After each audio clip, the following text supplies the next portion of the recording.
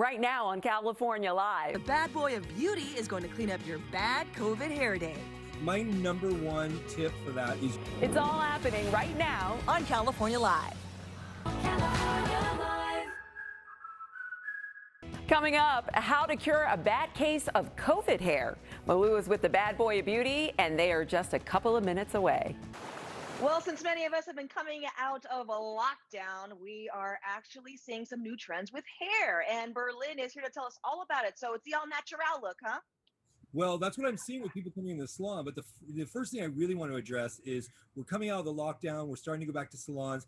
And, how do you feel safe? The personal services were sort of really shut down and affected by these lockdowns. And I just want to assure everybody, our training is in sanitation, just like doctors and dentists and everything else.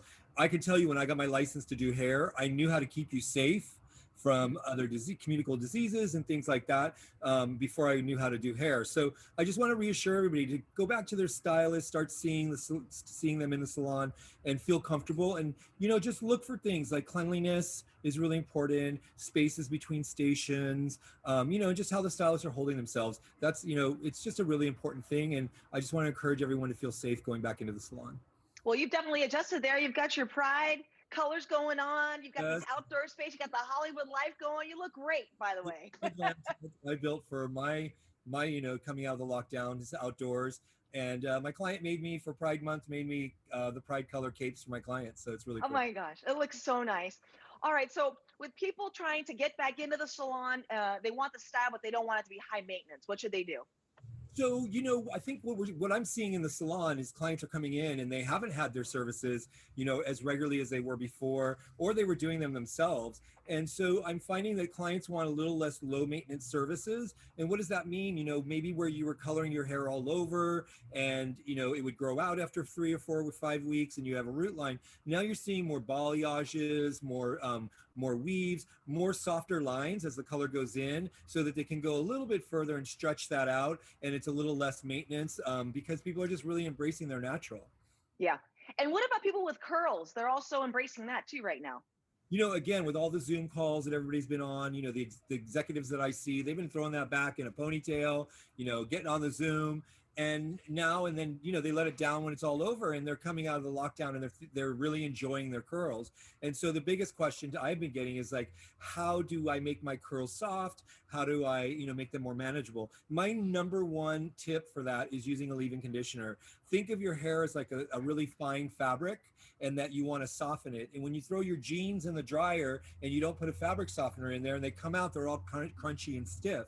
But if you throw that fabric softener, which I liken to the leave-in conditioner, your jeans come out nice and soft. Same thing with the curls.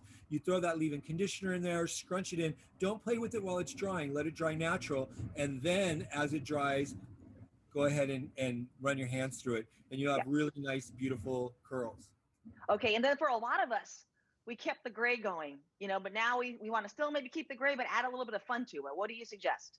So what I suggest, and I've seen this with a lot of my clients, they come out, they thought, I'm going to let the gray grow out. This is such a great idea. And now they're going out and starting to socialize and they're feeling a little matronly, not quite as, pizzazz as they had before. And what I suggest to them is doing what I call a reverse weave or reverse highlight and adding more pepper to the salt. They're coming out salt and pepper, and gray hair is dark hair and light hair. So if you just add a little more dark to the lightness, it'll turn the clock back a few years.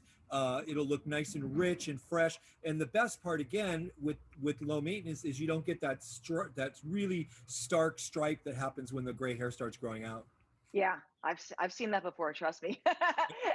And what about the skunk line right here, right? I know, it's crazy. And what about for men? What kind of trends are we seeing? So the men are coming in and they've all had their girlfriends cutting their hair, their wives, their boyfriends, their husband, and what I call the boyfriend girlfriend buzz. And it's that clipper and buzzing the hair. And they've been doing it for a year. Or they've got really super long hair too. And they just want to get back to a nice, clean gentleman's cut.